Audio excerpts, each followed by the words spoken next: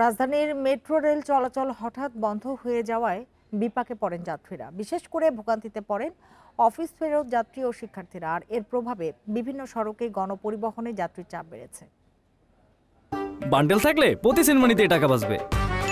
বিকাশ send money bundle কিনে জিতুন প্রতি লেনদেনে।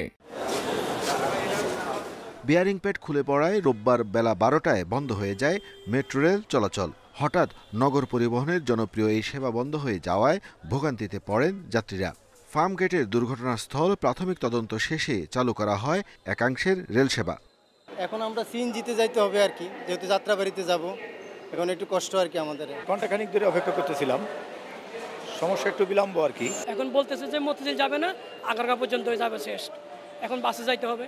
এদিকে যাত্রীদের অভিযোগ, মেট্রো বন্ধের বিষয়ে তারা সঠিক তথ্য জানতে পারছেন না। এছাড়া কোন পথে যাত্রা করা যাবে সেই বিষয়ে তথ্য দিচ্ছে না কর্তৃপক্ষ। আমাদের কোনো সমাধান দেয়নি, আর ওনারা এটাও বলতে পারে না যে আমাদের মেট্রো রেলটা কখন থেকে চালু হবে। আবার যদি একটা নিউজ পাইতাম যে মেট্রো রেল এই জন্য এতটা বন্ধ থাকবে, তাহলে আমাদের জন্য সুবিধা হতো। সমস্যা বলতে এখন তো আবার নামিয়ে আমার রিক্সা নিয়ে যেতে হবে, না অন্য ব্যবস্থা নিয়ে যেতে হবে।